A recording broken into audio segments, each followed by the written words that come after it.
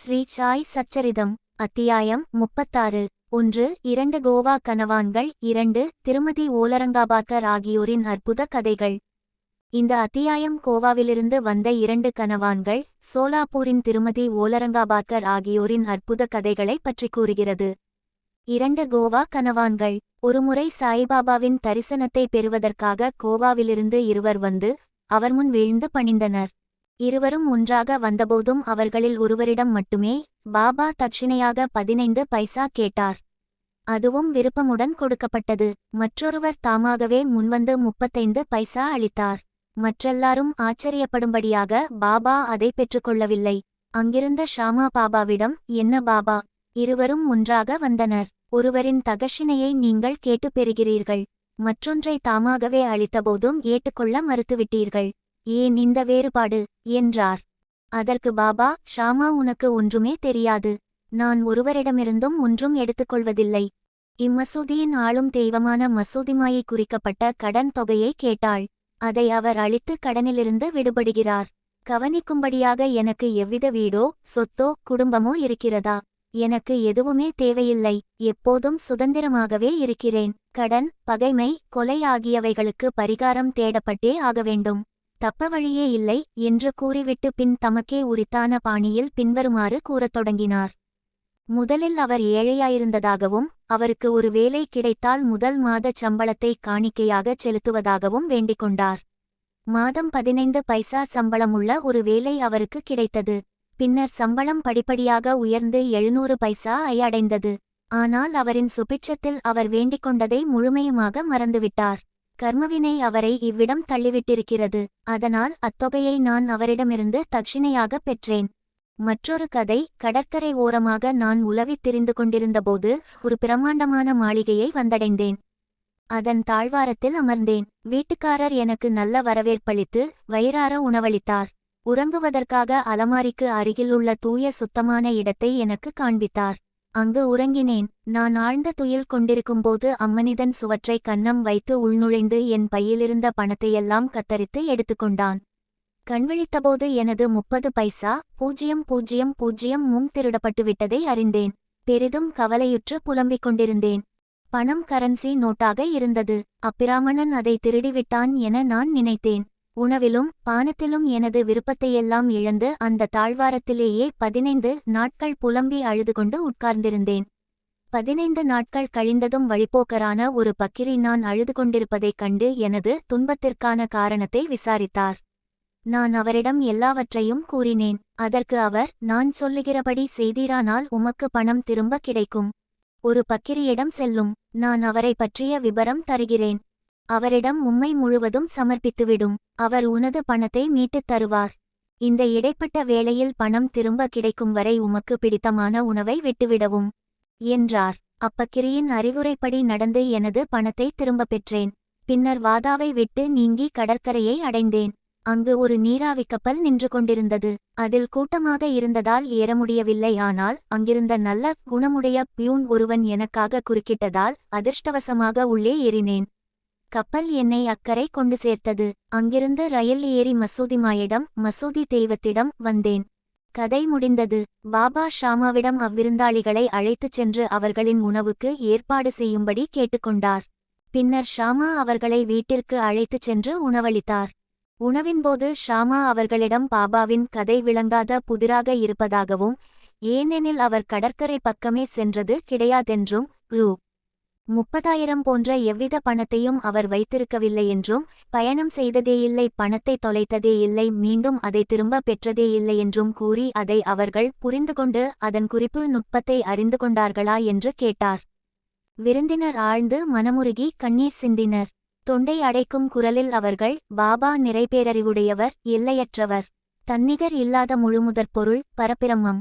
அவர் உரைத்த கதை சரிநுட்பமாக எங்களது கதையேயாகும். அவர் பேசியது யாவும் எங்களை பொறுத்தவரை ஏற்கனவே நடந்துவிட்டன. இதையெல்லாம் அவர் எங்கனம் அறிந்தாரென்பது ஆச்சரியத்துள் எல்லாம் ஆச்சரியம். எல்லா தகவல்களையும் நாங்கள் உணவுக்குப் பின் உரைக்கின்றோம். உணவுக்குப் பின் அவர்கள் வெற்றிலை போட்டுக்கொண்டிருக்கும்போது விருந்தினர் தங்கள் கதையைச் சொல்ல ஆரம்பித்தனர். அவர்களுள் ஒருவர் கூறுகிறார், மலைத்தொடரின் மீதுள்ள ஒரு கோடைவாச ஸ்தலமே எனது சொந்த ஊர். ஒரு வேலை தேடி பணம் சம்பாதிக்கும் பொருட்டு கோவாவுக்குச் சென்றேன். தத்தர் தெய்வத்திடம் எனக்கு வேலை கிடைத்தால் முதல் மாத ஊதியத்தை சமர்ப்பிப்பதாக வேண்டிக்கொண்டேன். அவரது அருளால் 15 பைசா சம்பளமுள்ள ஒரு வேலை கிடைத்தது. பாபா குறிப்பிட்டபடியே எனக்கு உத்தியோக உயர்வும் கிடைத்தது. எனது வேண்டுதலை பற்றியெல்லாம் அதன் பிறகு நிச்சயமாக மறந்தேவிட்டேன். இவ்வகையாக பாபா அதை நினைவுபடுத்தி 15 பைசா என்னிடமிருந்து மீட்டுப் பெற்றுக்கொண்டார். ஒருவர் நினைக்கும்படியாக அது தகஷிணையன்று, பழைய கடன் ஒன்றை அடைத்தலும் நீண்டநாள் மறந்துபோன வேண்டுதலை நிறைவேற்றுதலும் ஆகும். நீதி: உண்மையில் ஒருபோதும் பாபா எந்த பணத்தையும் யாசிக்கவில்லை. தமது அடியவர்களையும் யாசிக்க அனுமதிக்கவில்லை. ஆன்மீக முன்னேற்றத்துக்கும் பயணத்தை ஒரு அயாயமாக, தடையாக அவர் கருதினார். தமது யக்தர்களை அதன் பிடியில் விழ அனுமதிப்பதில்லை. இது விஷயத்தில் பகத் மஹல்சாபதி ஓர் உதாரணம் ஆவார். அவர் பரம ஏழை. வரவையும் செலவையும் ஒன்றாக்க அவரால் இயலவில்லை. பாபா அவரை ஒருபோதும் எந்த பணத்தையும் சம்பாதிக்க அனுமதிக்கவில்லை. தமது தட்சிணை பணத்தினின்றும் ஏதும் கொடுக்கவுமில்லை. ஒருமுறை ஹம்ஸ்ராஜ் என்ற தயாளமும் தாராள குணமும் உள்ள ஒரு வியாபாரி பாபாவின் முன்னாள் மஹல்சாபதிக்கு ஒரு பெருந்தொகை அளித்தார். ஆனால் பாபா அதை ஏற்றுக்கொள்ள அவரை அனுமதிக்கவில்லை. பின்னர் இரண்டாவது விருந்தினர் தனது கதையை கூறினார். எனது பிராமண சமையல்காரன் எனக்கு 35 ஆண்டுகள் விசுவாசத்துடன் பணிவிடை செய்து வந்தான். துரதிர்ஷ்டவசமாக தீய வழிகளில் இறங்கினான். அவன் மனம் மாறி என்னுடைய செல்வத்தையே கொள்ளையடித்தான். நாங்களெல்லாம் தூங்கிக் கொண்டிருக்கும்போது உள்ளே வந்து எனது அலமாரி வைக்கப்பட்டுள்ள அறையின் சுவற்றை கன்னம் வைத்து கரன்சி நோட்டுகளாக நான் சேகரித்திருந்த 30 பைசா 000 முழுவதையும் கொண்டு போய்விட்டான். பாபா அதே தொகையை எங்கனம் குறிப்பிட்டார் என்பது எப்படி என்று எனக்கு தெரியாது. இரவும் பகலும் நான் அழுது கொண்டிருந்தேன். எனது விசாரணைகளின் பலன் ஒன்றுமில்லை. ஆழ்ந்த கவலையில் அரைமாதத்தை கழித்தேன். தாழ்வாரத்தில் நான் அமர்ந்திருந்தபோது அவ்வழியாக போய்கொண்டிருந்த ஒரு பக்கிரி, வருத்தப்பட்டு நொந்து போயிருக்கும் எனது நிலையை கவனித்துவிட்டு அதன் காரணத்தை விசாரித்தார்.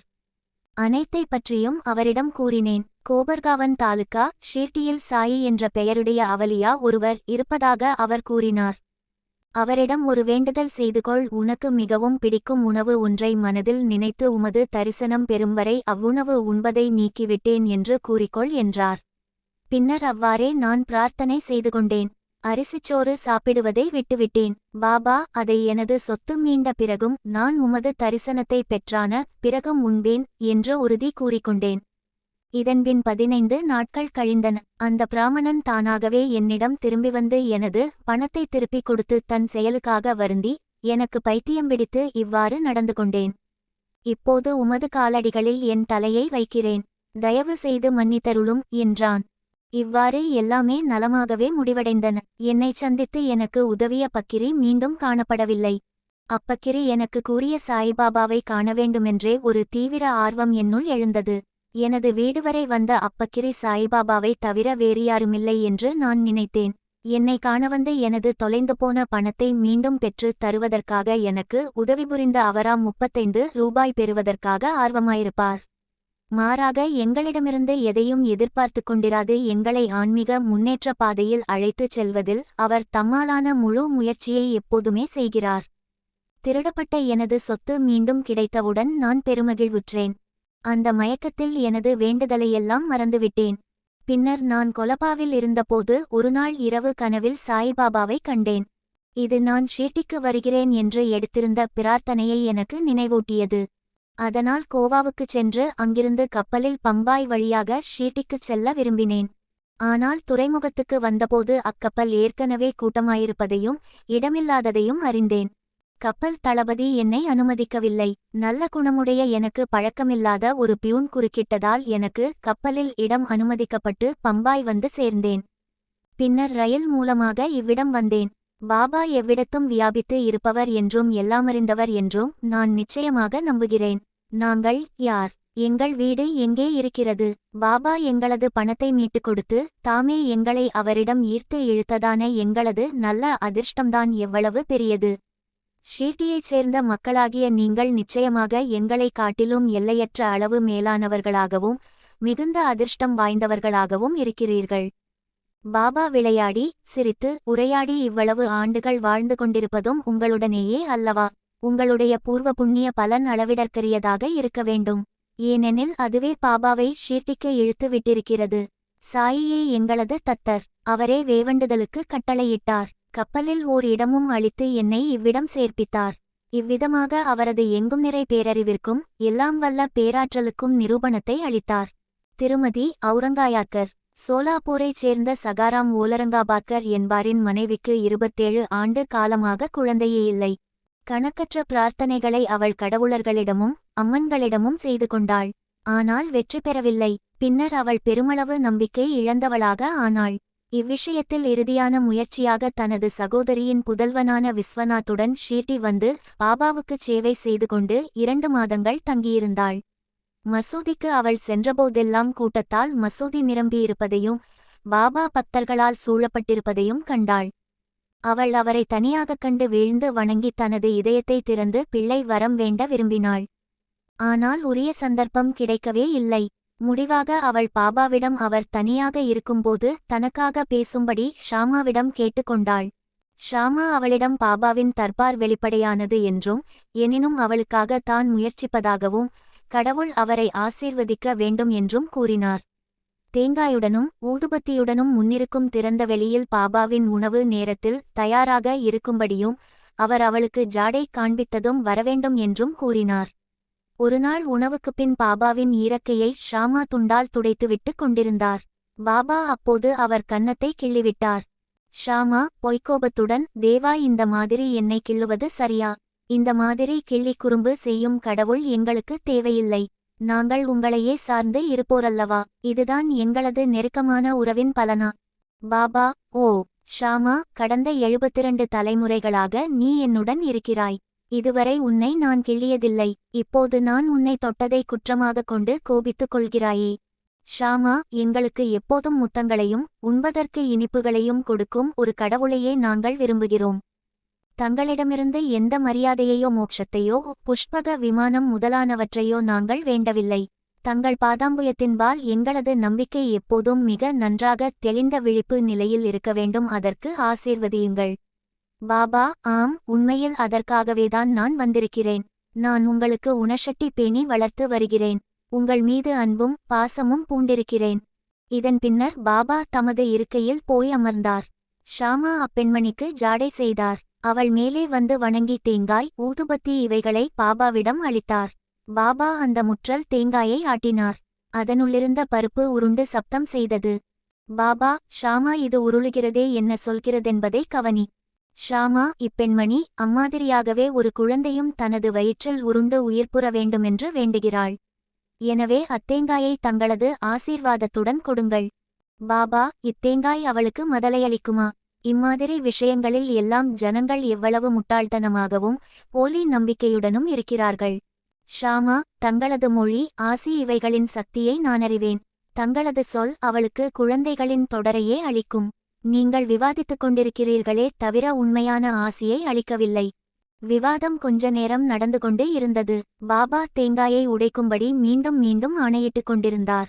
ஷாமாவோ முழு தேங்காயையும் அப்பெண்மணிக்கே அளிக்கும்படி விவாதித்துக் கொண்டிருந்தார். முடிவாக பாபா சம்மதித்தார். பாபா: அவளுக்கு ஒரு குழந்தை பிறக்கும். ஷாமா: எப்போது? பாபா: 12 மாதங்களில். இதன் பேரில் தேங்காய் 2ஆக உடைக்கப்பட்டு ஒரு பகுதியை இருவரும் உண்டனர். மறுபகுதி அவளிடம் அளிக்கப்பட்டது. பின்னர் ஷாமா அப்பெண்மணியின் பக்கம் திரும்பி, அன்புள்ள அம்மையே, நீ எனது மொழிகளுக்கு ஒரு சாட்சி.